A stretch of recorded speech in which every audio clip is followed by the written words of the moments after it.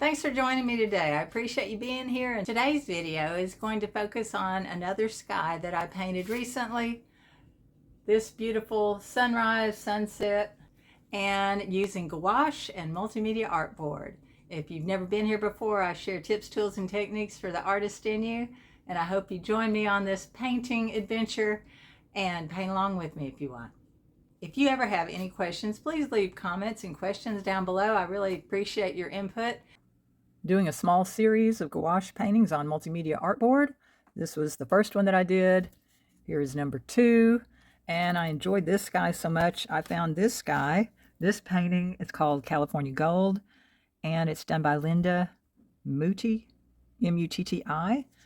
Not familiar with her, but I love her skies, so I'm going to try that. I really want to learn from those who know more than I do and practice with these small little sky studies, and then do the same techniques with my own photographs or plein air. This is from a Plein Air Magazine, so it just is impressive to me when I can see works of art like this that were completed plein air. Now, sometimes they start plein air and they finish in the studio, but I never know when that is. So I'm going to try to do my version of it in gouache and see how that turns out. I'm learning how to control the gouache a little better the more I use it.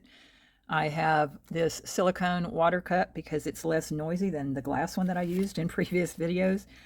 Realized how annoying that was when I cleaned my brush. So, all right, I'm going to try to get all of the things that I bumped my head on things. I'm filming with my phone. Let me get that out. I don't like the shadow.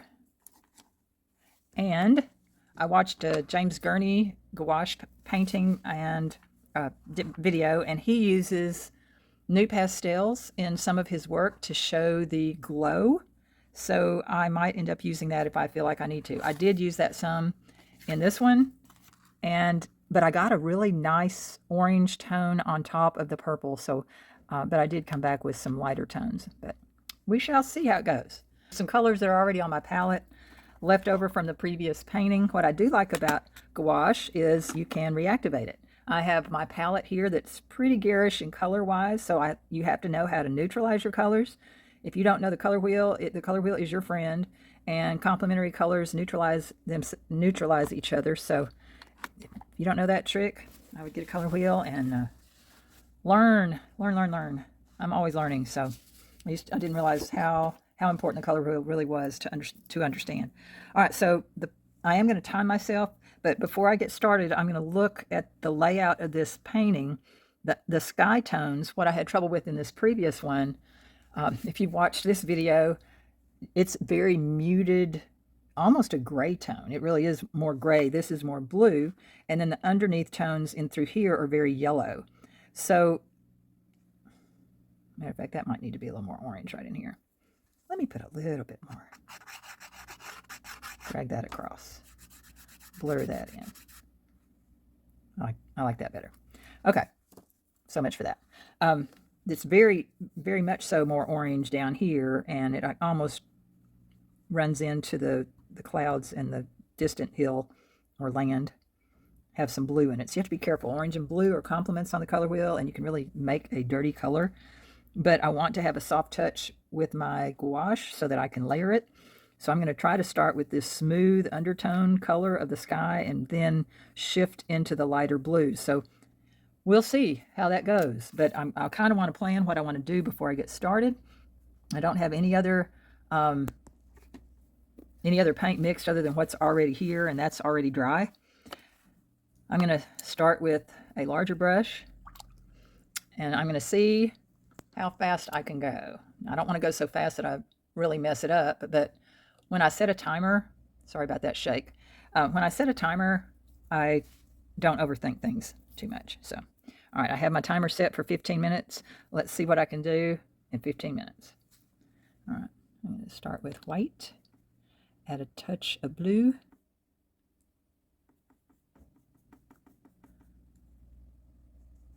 This is Multimedia Artboard that I'm using, and I have it taped down with masking tape.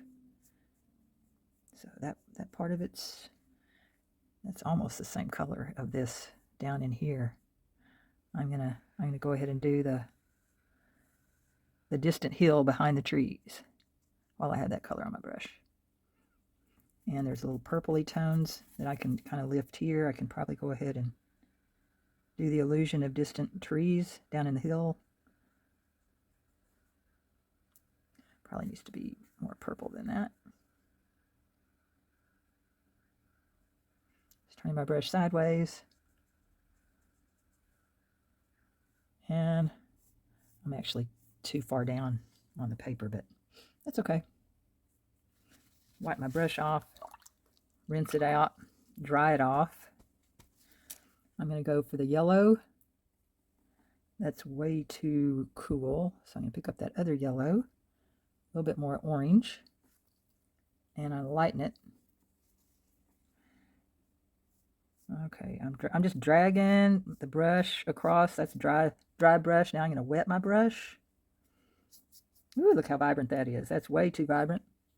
Cool it down with white. That looks very elementary right now. Hopefully, like on the other one, I decided to come in and lift off some of this because I don't want this heavy. I want to be able to layer it. So I'm just this is Multimedia Artboard. It does really well. See, it's almost dry now. So I'm going to come in with some more orange and lay that in on top of that with a little bit of magenta.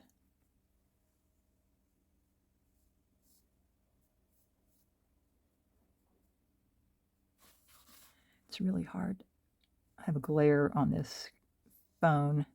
I'm sorry, not on the phone. I have a glare on this picture from the lamp that I'm using. Okay, if I want that sun to be here, one thing with Multimedia Artboard, I can just lift that up and I can almost get white again. There's purple in that sky, but it's a muted purple, so I'm going to add some orange to it. Might be too wet to do this, but I'm going to see if I can. I'll have to come back. That looks too brown, so I'm going to wipe that out, and I'll come back over it when it's dry, and I can layer better when it's dry. Okay, I'm going to make the upper part of this blue. Oh, that's way dark. Lighten that. Well, probably using too big of a brush. I don't want that hard edge because it's in the distance, so I'm going to just tap that. Oh, I just lifted off what I just painted. All right, let that dry. We'll come back. All right, I'm going to lay in some of the purple up under here, but I don't want it solid because I can see some of the breaking of the feathering of the clouds. It's a very dry brush, kind of scumble. It's probably too dark, but I'll come back over. You see the purple, very pale purple underneath. I don't want it very bright.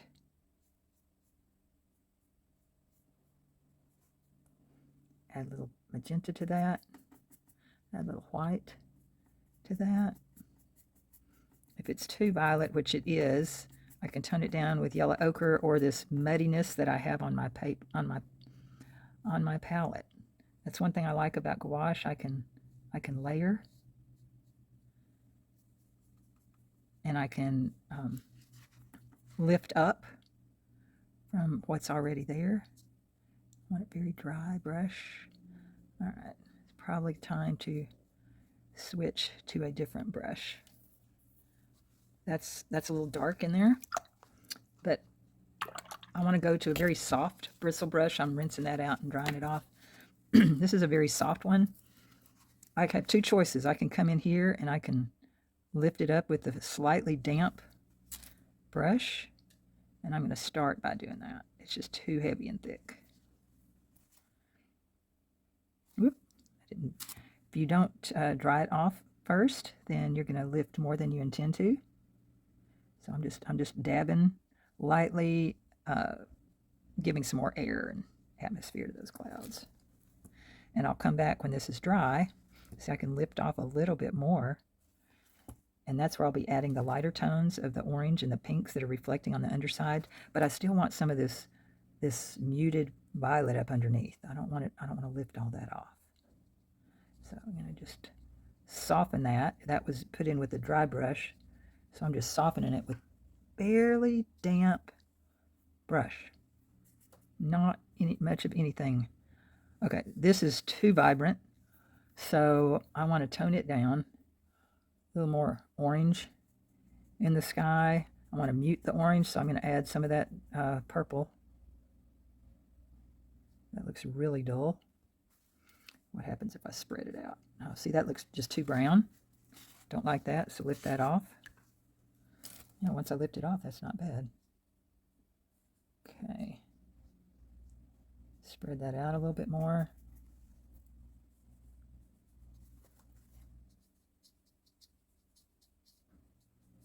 Oh, I want that to be more orange in here.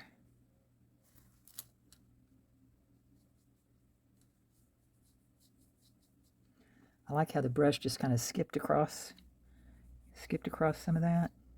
It's gonna be brighter over here. Let's add some color up in here. That's just too wet. So I'm gonna add some paint in there, some white paint to give that a little more substance to hold on to.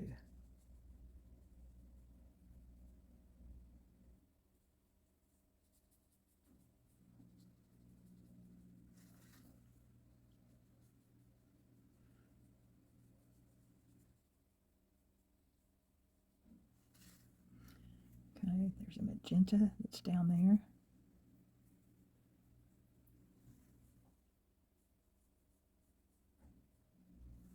Magenta that's back in here behind the trees. A little bit in here, but just barely touching that. The paint's wet, so it's giving it a soft edge. This is too hard right here, so I wiped the paint off the brush and just softening that edge.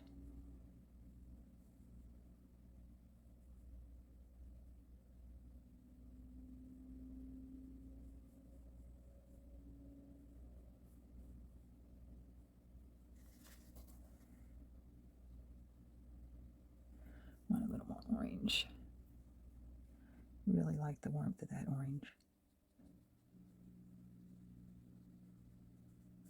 And go in different directions, even though I feel like that's just almost the plain sky back there and no clouds. I want it really, really soft. Okay, and this is where a gentle, soft touch. Okay, I'm gonna need more pink down in here. It's really pink. This goes almost straight magenta. And that's going to be behind some of the trees. And then it blurs up. There's not any bright yellow right along this edge, so I'm just gently moving that over. Okay, before I get too far, I'm going to go back and reestablish where the horizon line is. I kind of lost it here. Ooh, that's way dark. So deceptive. Okay, that's better.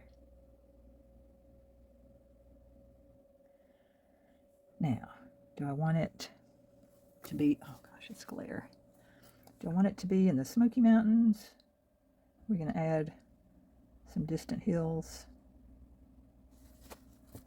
I'll add some distant hills.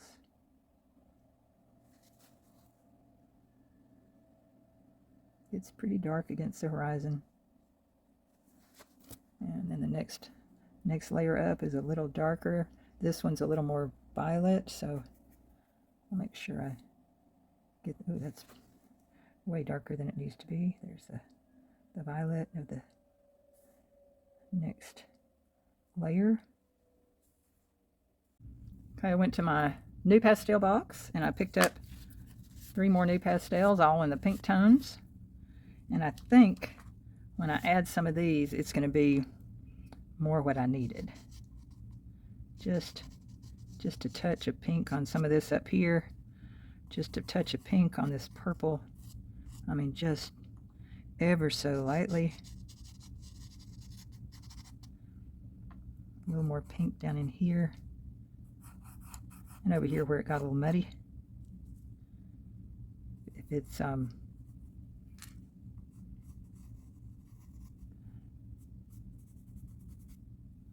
probably should get a tortillon or a blending stump. Whoops, that's too light. This light now. This.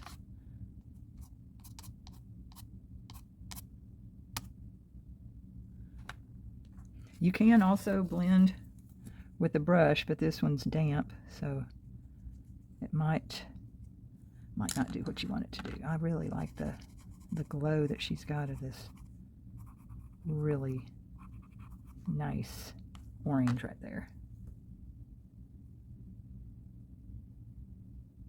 I feel like I'm just lifting it off. Let me just blend it with my finger. Okay, a little bit more over here.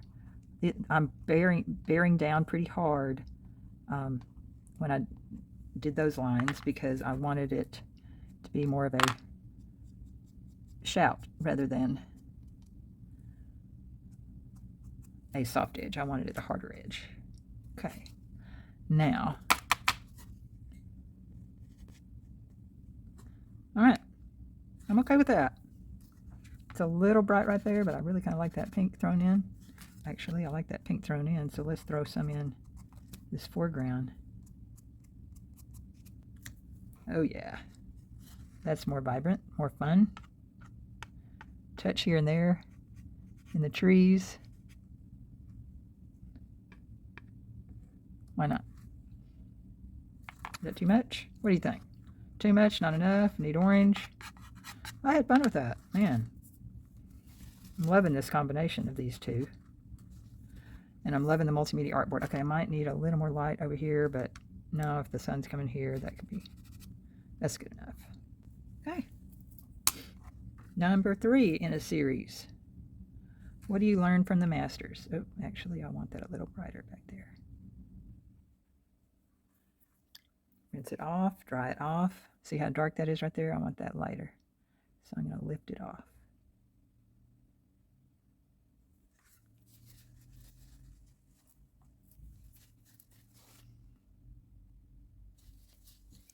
Dry brush.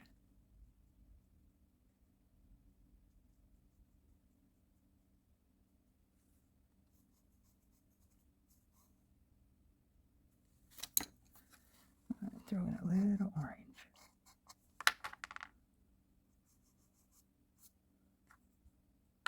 And see why I set a timer?